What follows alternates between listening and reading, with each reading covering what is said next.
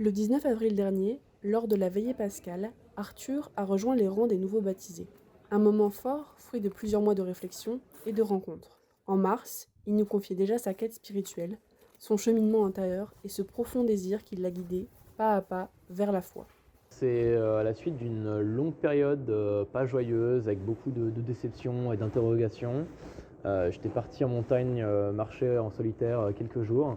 Et pendant la balade, j'ai vraiment ressenti une très forte envie de d'abord rentrer dans des églises régulièrement et ensuite assister à des messes. Et c'est en rencontrant des gens du milieu chrétien, petit à petit, qui m'ont dit que même adulte, on pouvait demander le baptême, ce que j'ignorais complètement. Et voilà, depuis, je suis sur ce chemin-là. En choisissant de recevoir le baptême, Arthur savait qu'il ne ferait pas ce pas seul. Sa compagne, Clara, a elle aussi été baptisée le 19 avril dernier. Son parcours n'a pas toujours été simple, mais la jeune femme se replonge avec plaisir dans les moments qui lui ont permis de découvrir la foi. Je me suis éloignée d'une partie de ma famille, proche, durant un temps, parce que ça n'allait plus trop, il y avait pas mal de problèmes. Et puis, ça a été assez difficile pour moi, cette période. Et j'ai une amie qui m'a proposé un jour d'aller à la messe, comme ça. J'y étais jamais allée auparavant. Puis, en fait, je me suis sentie bien là-bas. J'ai eu envie d'y retourner. J'ai eu envie d'apprendre un peu plus.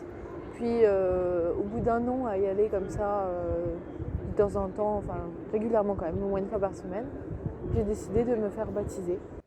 Depuis 2022, les 18-25 ans sont de plus en plus présents dans la vie de leur paroisse. Pour Arthur et Clara, cet engagement est bien plus qu'une simple activité, c'est une évidence. Bien avant leur baptême, l'Église rythmait déjà leur quotidien, et ils aimaient se retrouver au cœur des grands moments de leur communauté. Même si je remets pas en cause la foi des gens qui ne vont pas à l'église, je pense qu'on ne vit pas chrétien seul dans son coin.